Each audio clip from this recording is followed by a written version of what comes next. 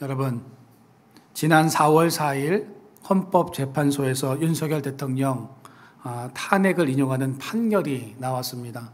여러분들도 다 보셨습니까? 예, 뉴스를 통해서 아마 여러분들이 다 보셨을 텐데요. 소수의 의견 없이 재판관 8명의 만장일치의 의견이 나왔습니다. 이번 재판 판결이 있은 후 보수와 진보 진영의 대립이 조금은 잠잠해진 것 같아서 다행이라는 그런 생각이 듭니다. 너무 극렬하게 두 진영으로 나뉘어져 이러다가 나라에 큰 위기가 찾아오는 것은 아닌가 하는 그런 생각이 들 정도였습니다. 그런데 문제는 앞으로가 더 문제입니다. 빠르면 6월 3일 날 새롭게 대선이 치르게 될 것이고 다시 한번 우리나라는 더욱 양진영으로 갈라질 위기에 처했기 때문입니다. 여러분, 이렇게 나라가 어지럽고 불안한 상황 속에서 우리 기독교인들은 어떤 신앙의 모습을 취해야 할까요? 요즘은 교회 안에서 정치 이야기를 하지 않는 것이 불문율이라고 합니다. 왜냐하면 교회 안에 정치 성향이 다 같은 분들이 계시면 괜찮은데 개개인마다 정치 성향이 다르기 때문에 교회에서 정치 이야기를 하는 것이 올바르지 않다는 거죠. 이럴 때일수록 우리 기독교인들은 하나님께 나아가서 이 나라가 바로 세워질 수 있도록 기도해야 한다는 겁니다. 정말 대통령다운 대통령이 선출될 수 있도록 우리는 기도해야 한다는 거죠. 오늘 성경 본문 말씀해 보시면 남유다 왕국의 10대 왕이었던 우시야 왕이 죽게 됩니다. 이런 혼란하고 불안한 상황 속에서 이사야 선지자가 했던 일은 성전에서 하나님을 찾는 것뿐이었다는 것입니다. 당시 유다 주변 정세는 극도로 불안했습니다. 이사야 5장에서 하나님은 포도원 비유를 통해서 남유다의 심판을 예언하셨습니다. 좋은 포도를 맺기를 기다렸지만 들포도를 맺었다는 겁니다. 즉 그들에게 정의를 바라셨지만 그들은 도리어 탐욕과 불의한 부를 축적하였고 방탕함과 술취함과 죄에 대한 무감각, 도덕적인 혼란, 부정부패를 일삼았다며 심판을 예언하셨습니다. 그런 와중에 우시야 왕이 죽게 되었습니다. 당시 우시야 왕의 죽음은 이사야 선지자에게 큰 충격이었다는 거죠. 여러분, 우시야라는 이름의 뜻은 여호와께서 도우셨다라는 그런 뜻을 가지고 있습니다. 우시야 왕은 그의 이름처럼 통치 중반까지는 하나님을 철저히 신뢰하고 선지자들의 말에 순종하는 아주 선한 왕이었습니다. 우시야가 하나님을 철저하게 의지할 때는 하나님의 도우심으로 국력이 신장되고 왕권이 강화되었습니다. 그런데 우시야가 슬며시 교만한 마음이 그 마음 가운데 들어왔습니다. 교만은 자기 스스로의 힘으로 어떤 일을 잘할 수 있다고 생각하는 것입니다. 하나님의 도움 없이 혼자서도 잘해낼 수 있다고 생각하는 것이 바로 교만이죠. 결국 우시야 왕은 통치 후반기에 교만에 빠져서 선지자 이사야의 만류에도 불구하고 제사장들만 들어갈 수 있는 성소에 들어가 향단에 분향하려고 했습니다. 그 순간 하나님이 우시야를 치셨고 그는 나병에 걸리게 되어지죠. 그는 죽는 날까지 성전 출입을 제한당했고 왕궁이 아닌 별궁에서 비참한 말년을 지내고 최후를 맞이하게 됩니다. 이런 이유로 왕은 있었지만 사실상 공백이나 다름없는 상황이 지속되다가 왕이 죽으니 나라의 혼란이 가중된 것은 어찌 보면 당연한 일이었습니다. 이사야 선지자는 이처럼 혼돈의 상황 속에서 하나님의 성전을 찾았습니다. 자신의 질병 하나를 어찌하지 못하고 결국에는 죽음을 맞이한 우시야의 이 생사를 바라보면서 이사야 선지자의 마음에는 만감이 교차했다는 겁니다. 여러분, 인간은 어떤 존재입니까? 아주 연약한 존재죠. 하나님이 생명을 주셔서 하루하루 살아가는 것이지 만약 지금이라도 하나님이 우리의 생명을 걷어가시면 흙으로 돌아갈 수밖에 없는 것이 우리 인간의 연약함이다라는 겁니다. 그렇기에 겸손한 사람은 하나님을 매사에 인정하며 살아갑니다. 자신이 대단한 것 같지만 하나님의 도우심 없이 나는 아무것도 아님을 고백하는 사람이 바로 겸손한 사람이다라는 거죠. 여러분, 하나님은 자신의 한계를 느끼게 함으로써 우리가 하나님 앞으로 나아오도록 인도하십니다. 하나님이 이렇게까지 하시는 이유는 사람이 교만하기 때문입니다. 사람은 자기가 잘 되면 자신이 잘나고 능력이 있어서 잘 되는 것이라고 착각한다는 거죠. 아이성 전투도 그러했습니다. 여호수아와 이스라엘 군대는요, 그 크고 견고했던 여리고 성조차도 피 한 방울 흘리지 않고 그 성을 점령했습니다. 그래서 그들은 아이성 정복짐이야, 식은 죽 먹기지라고 생각을 하고 하나님을 찾지 않았다는 겁니다. 그러나 그들의 예상과는 다르게 아이성 전투에서 이스라엘 백성들은 참패를 당하고 맙니다. 그제서야 이스라엘 백성들은 하나님을 다시 찾게 됩니다. 여호수아를 중심으로 다시 뭉쳐서 자신들의 패역이 무엇이었는지를 하나님께 묻고 또 물었다는 거죠. 우리는 매사에 하나님을 인정해야 하지만 전쟁을 앞두고 하나님을 찾지 않는 이스라엘 백성들과 같을 때가 참 많다는 겁니다. 하나님을 의지하지 않고 기도하면서 묻지도 않고 자신의 계획대로 할 때가 훨씬 더 많다는 거죠. 우리가 어떤 사업을 할 때 자신의 생각대로 해놓고 하나님께서 자신의 계획과 생각대로 움직여주기를 바랄 때가 있습니다. 이런 삶의 모습이 바로 교만이다라는 거죠. 하나님을 의지하지 않고 자신의 힘으로 무엇인가를 해내려고 하는 것이 바로 교만인 것입니다. 제가 예전에 천안에 있을 때 한 교회 집사님이 계셨는데요. 천안 시내에서 백화점 바로 앞에서 포장마차를 하면서 노점상을 하면서 분식을 파셨습니다.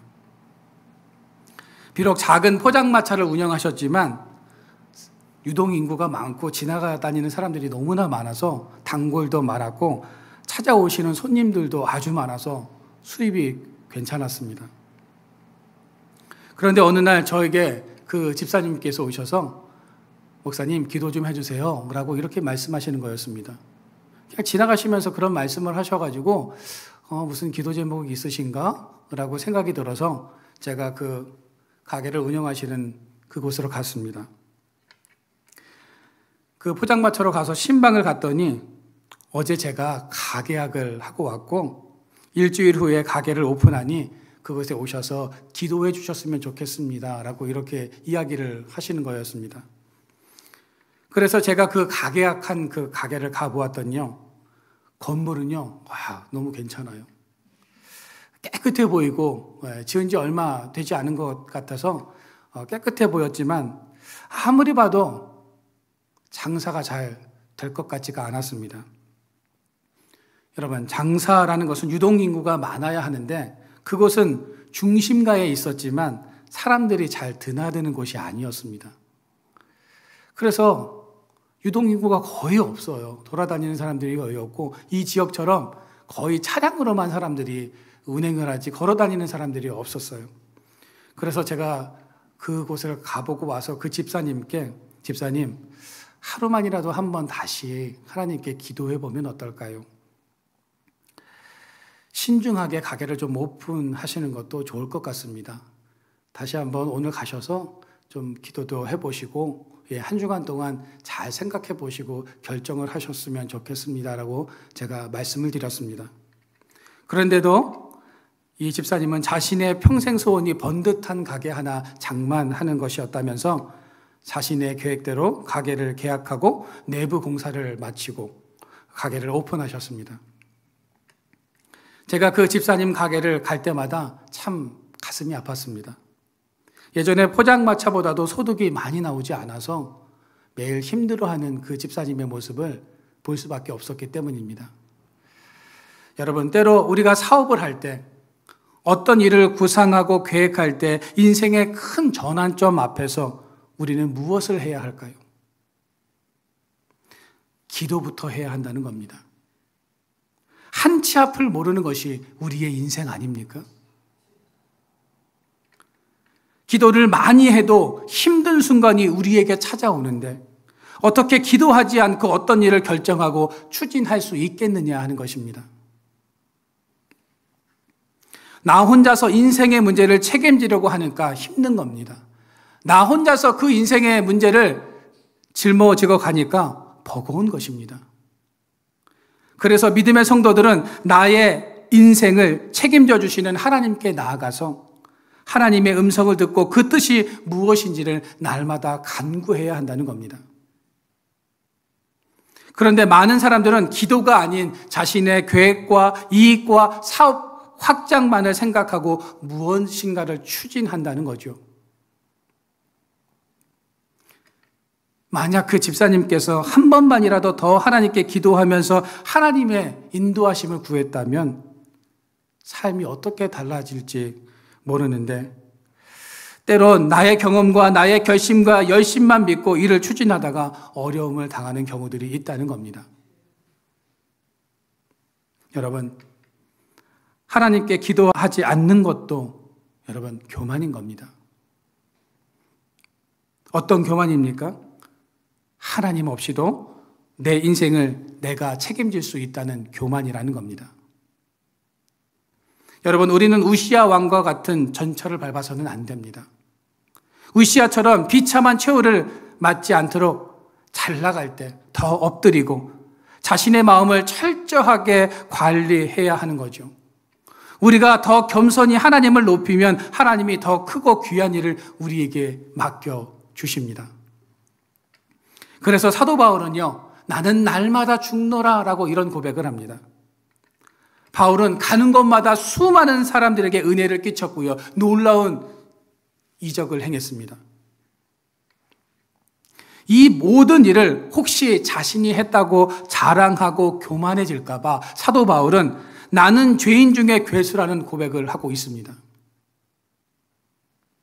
자기 자신을 날마다 쳐서 복종시키고 죽이지 않으면 우시야 왕이 범하였던 교만의 죄로 자신이 넘어질 수 있다는 사실을 누구보다도 사도 바울은 잘 알고 있었기에 그는 겸손하려고 노력했던 것입니다. 여러분, 우리는 실패를 경험하지 않으려고 합니다. 물론 실패를 경험하는 것보다 성공을 경험하는 것이 훨씬 더 좋습니다. 그러나 우리가 실패와 고난을 통해서 깨닫고 경험하게 되는 것은 나 자신의 연약함과 한계를 깨닫게 된다는 겁니다. 내가 완전하고 완벽할 것 같지만 작은 고난 앞에서도 흔들리는 연약한 존재임을 우리는 알게 된다는 거죠. 그래서 우리는 실패와 고난을 통해서 하나님 앞으로 더 한 걸음, 오늘 찬송가의 내용처럼 하나님 앞으로 한 걸음 더 나아가야 한다는 겁니다. 하나님의 인도하심과 능력을 우리는 인정해야 한다는 거죠. 잠언 3장 6절 말씀입니다. 우리 같이 한번 읽어보도록 하겠습니다. 시작. 너는 범사의 그를 인정하라. 그리하면 내 길을 지도하시리라. 누구든지 하나님을 하나님으로 인정하면 그분은 우리를 도우시고 돌보십니다. 또한 원어 성경에 보면 사람이 하나님을 인정할 때 삥 둘러가는 인생길이 아니라 곧은 길로 하나님께서 가게 해주신다고 말씀하고 있습니다. 사람은 위에 계신 하나님만 바라보아야만 살아갈 수 있는 존재임에도 불구하고 너무나 많은 경우 이 사실을 인정하려고 하지 않는다는 겁니다. 그러다가 결국 자신의 한계를 뼈저리게 깨닫게 된다는 거죠. 여러분, 우리는 범사의 하나님을 인정해야 합니다. 겉으로 드러나는 교만은 고칠 수 있지만 드러나지 않는 우리의 고집과 아집과 생각은 쉽게 고쳐지지 않는다는 거죠. 우시야의 실패는 결국 교만이 그 원인이었습니다. 여러분, 베드로도 그 교만으로 인해서 결국 넘어진 거 아닙니까? 베드로는 예수님께 무엇이라고 호언장담했습니까? 제자들과 예수님을 따르는 모든 사람들이 주님을 다 배신해도요, 저는 주님을 절대로 배신하지 않겠다고 말을 합니다. 나는 절대로 죽어도 주님께서 가시는 그 길을 따라서 가겠다라는 이런 호언장담을 하지 않았습니까? 그런데 그 예수님을 저주하는 자신의 모습을 깨닫게 된 베드로는 얼마나 그 밤에 가서 자책을 하고 후회를 하면서 자신의 연약함을 한탄했을까요? 그래서 베드로는 닭이 울 때마다 주님을 생각했을 겁니다. 새벽에 닭이 울면 자신이 그 주님을 배신하고 도망갔던 자기 자신을 돌아보았을 것입니다.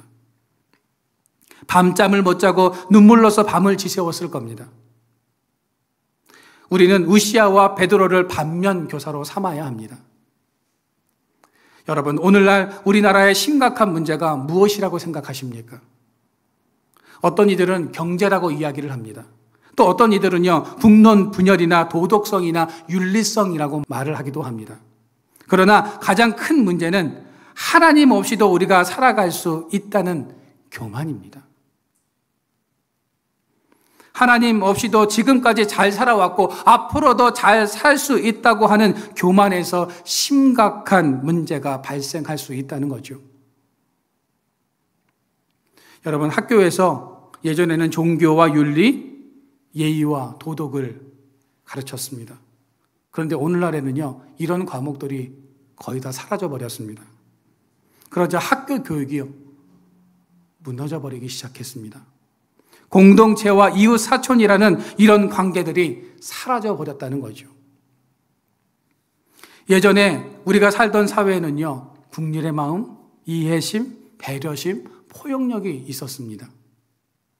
그런데 언제부터인가 우리가 사는 이 사회가 얼마나 각박하고 힘들고 무서운 세상이 되어버렸는지 모른다는 거죠.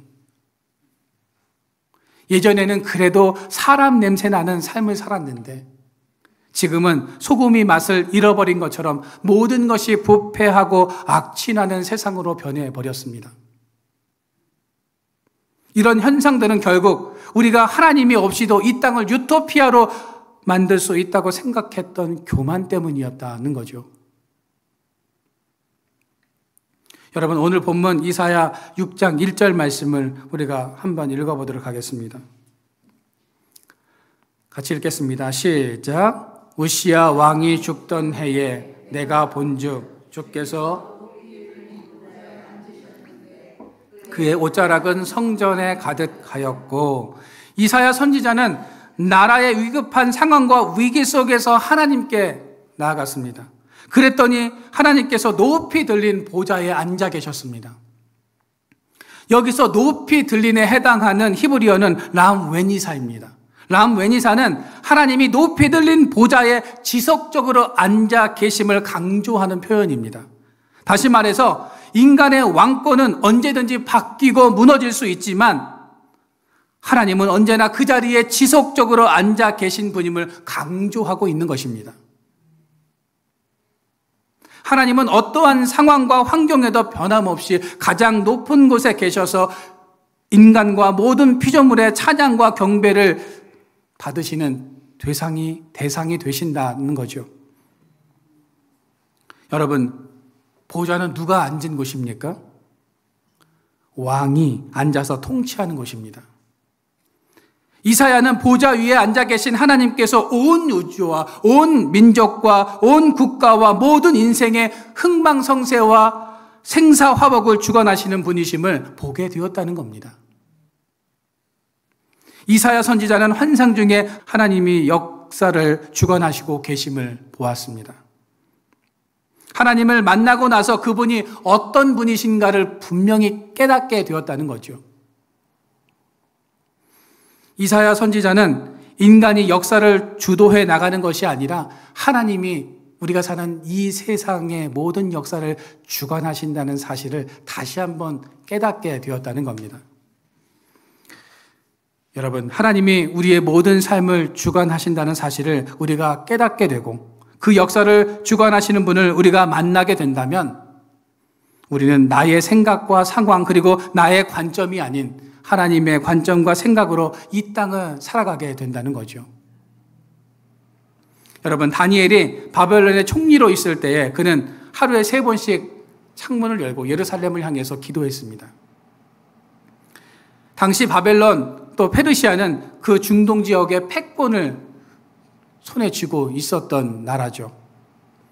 그 나라에서 그것도 총리라는 직분을 유지했다는 것은요, 대단한 일이 아닐 수 없습니다. 나라가 바뀌고 정권이 바뀌었는데도 다니엘은 여전히 총리라는 그 위치에 서 있었다는 겁니다. 다니엘은 왕 다음으로 모든 권력과 재물과 인사권을 가지고 있었습니다.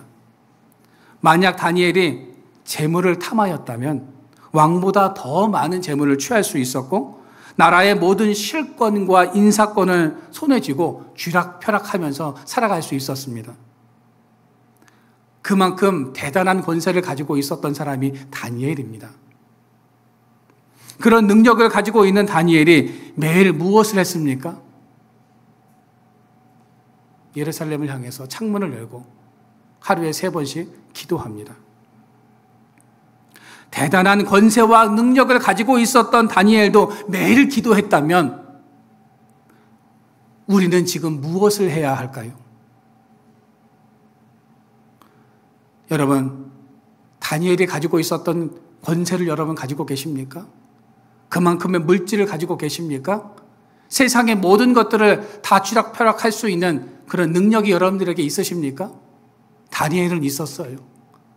그런 다니엘은 그런데도 불구하고 하나님 앞에 기도하지 않습니까? 그런데 아무것도 가지지 않는 우리들이 기도하지 않는다는 것은 말이 안 된다는 거죠. 다니엘이 매일 바라보았던 것은 어디입니까? 바로 성전입니다. 다니엘은 하나님이 계시는 그곳 성전을 향해서 목숨을 걸고 기도했습니다. 다니엘은 자신의 목숨이 사람에게 달려있는 것이 아니라 하나님 손에 달려있다는 사실을 누구보다도 잘 알고 있었기에 다른 신에게 절을 하거나 섬기면 죽는다는 사실을 알면서도 자신을 죽이려는 사람들의 의도를 알면서도 그는 기도하는 삶을 살았다는 것입니다. 다니엘은 자신의 모든 삶이 하나님 손에 있다는 사실을 알고 하나님께 모든 인생을 드렸습니다. 다니엘이 하나님께 인생을 걸자 하나님도 다니엘의 인생을 책임져 주셨습니다. 믿으십니까? 여러분, 지금 여러분들은 하나님께 인생을 걸고 계십니까? 아니면 나의 계획과 생각대로 내가 내 인생을 책임지려고 하고 계십니까? 내가 내 인생을 책임지려고 하니까 힘들고 버겁고 지치는 겁니다. 나의 모든 인생을 하나님께 걸면 하나님께서 우리의 인생을 책임져 주시고 우리를 도우시고 우리와 함께 하십니다. 여러분, 우리가 어떠한 상황 가운데 있다 할지라도 하나님께 우리의 인생을 내어드리기를 바랍니다. 하나님은 작은 문제라 할지라도 부르짖고 간구하는 인생들을 도우시며 우리의 삶을 책임져 주십니다. 이사야 6장 5절 말씀입니다. 우리 같이 한번 읽어보겠습니다. 시작. 그때 내가 말하되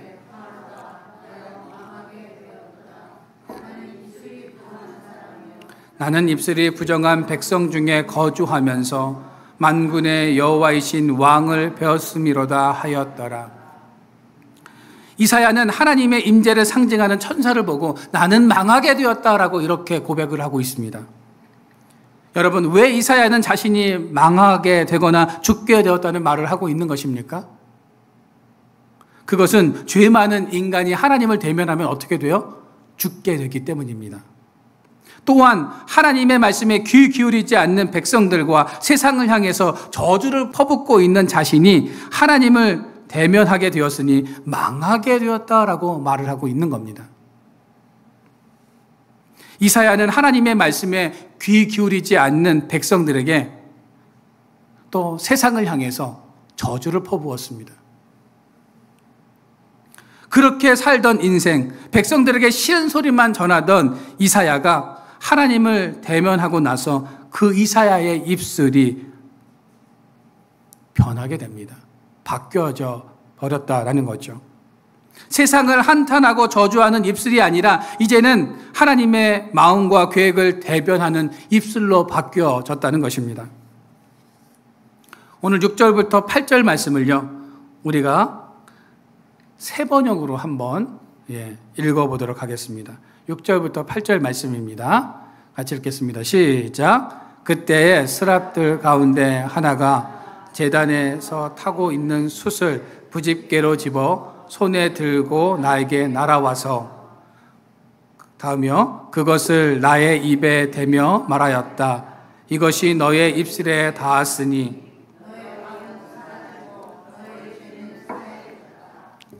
그때 나는 주께서 말씀하시는 음성을 들었다.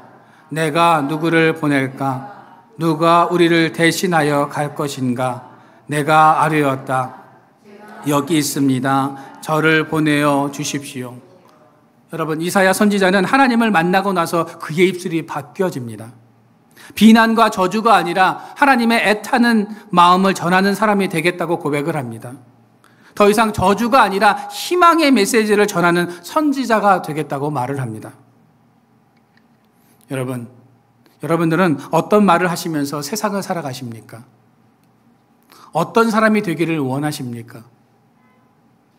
바라기는 원망과 저주, 한탄과 비난의 말을 하면서 살아가는 그런 인생들이 아니라 하나님의 마음을 대변하고 그 애타는 사랑을 전하는 사역을 감당하게 해달라고 고백하는 여러분들의 삶이 되어지기를 소망합니다. 자녀들이요, 부모님의 사랑을 깨닫게 되는 순간이 언제인 줄 아십니까? 내가 자녀를 낳고 길러보면 부모님의 그 사랑을 깨닫게 되어집니다. 이사야 선지자는 하나님의 그 사랑을 경험하고 나서 하나님을 만난 후 그의 삶이 변화하게 됩니다. 여러분, 하나님을 경험해야 우리의 생각과 입술과 삶이 달라지는 겁니다. 여러분, 이제 바라기는 삶의 한계를 경험할 때 하나님 앞에 서시기 바랍니다. 우리가 하나님께로 가는 것을 가로막는 것이 교만임을 깨닫고 범사의 하나님을 인정하고 그 하나님께서 내 길을 곧게 하실 것이라는 이 사실을 믿으시기를 바랍니다. 내가 인생의 주인이 아니라 하나님께 내 인생을 걸면 하나님께서 우리를 책임져 주신다는 사실을 믿으시기를 바랍니다. 나의 생각과 언어가 바뀌어지기 위해서는 하나님을 만날 때 나의 입술의 언어와 생각과 삶이 바뀌어진다는 사실을 믿고 오늘도 믿음의 언어를 선포하면서 날마다 하나님 앞에 더 가까이 나아가는 인생들 되시기를 바랍니다. 하나님께 내 인생을 걸 줄 아는 믿음의 성도들이 되시기를 주님의 이름으로 축원드립니다.